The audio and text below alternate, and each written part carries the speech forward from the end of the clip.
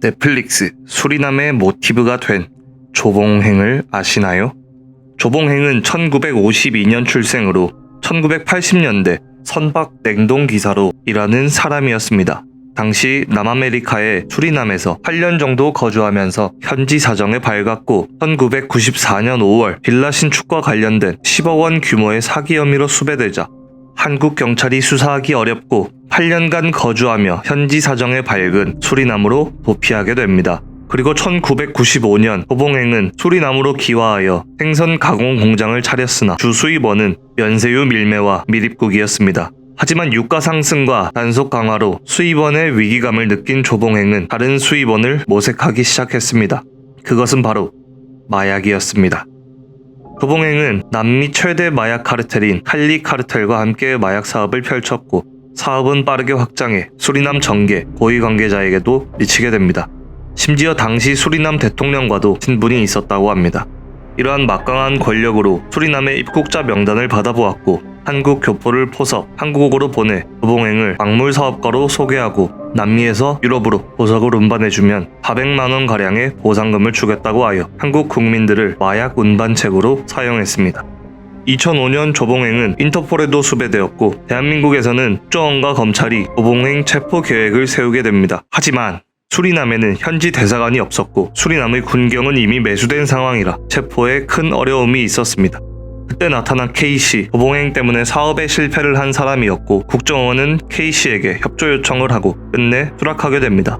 K씨는 조봉행의 마약 거래 브로커로 잠입하였고 조봉행과 그의 부하 몇몇과 한 집에서 생활하게 됩니다. 그러던 어느 날 조봉행의 부하에게 정체를 발각되고 K씨는 되려 부하를 설득합니다. 너도 한국에 가족이 있는데 이렇게 살 수는 없지 않느냐. 나하고 손을 잡아 좋은 일을 하자. 부하는 눈물을 흘리며 협조를 약속하였으나 3일 뒤 부하는 K씨를 배신합니다. K씨는 살해되기 직전 조봉행을 만나 부하가 말이 많아서 그러지 못하게 장난 좀 친 거다.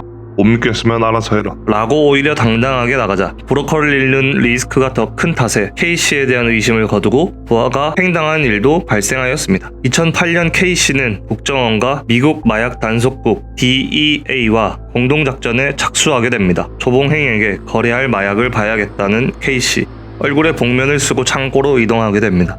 그 창고에는 무려 1.2톤의 코카인이 쌓여 있었습니다. 현지 사정에 어느 정도 밝았던 K씨는 주변 지형 지물을 이용해 위치를 파악하였고 국정원에 창고 급습, 조봉행 검거를 요청했으나 대규모 총격전과 인명피해를 우려한 DEA 현지 체포작전은 실패로 끝나게 됩니다. 2008년 9월 귀국한 K씨는 조봉행에게 연락하여 미국 마약 상위 1.2톤의 코카인 구매를 원한다는 거래를 제안했고 조봉행은 이를 수락하게 됩니다.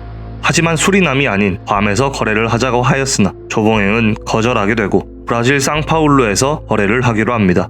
하지만 조봉행은 K씨의 입국 거부와 접선지 변경 등의 사유로 의심하게 되었고 거래를 거절하게 됩니다. 하지만 K씨는 지속적으로 조봉행을 설득하였고 끝내 수락하게 됩니다. 2009년 7월 23일 17시 거래하기로 한 조봉행이 상파울루 구아룰리우스 국제공항에 나타나지 않게 됩니다. 탑승자 명단에서도 조봉행의 이름을 찾을 수 없었고 세포가 수포로 돌아가는 듯 했으나 K씨는 조금 더 기다려 보기로 하고 2시간 뒤 조봉행이 모습을 드러냈습니다. 수리남을 벗어나지 않으려던 대한민국의 마약왕 조봉행은 허무하게 체포되었고 한국으로 압송, 징역 10년에 벌금 1억 원을 선고받게 됩니다. 해남 교도소에서 수감 생활을 하던 조봉행은 지병인 고혈압과 심부전으로 2016년 4월 19일 사망하게 됩니다. 제 아무리 돈이 많고 권력이 많아도 죽음 앞에서는 모두 허망할 뿐인 것 같습니다. 1조 원이 넘는 코카인, 군경 및 정계 장악, 허무한 체포와 죽음. 지금까지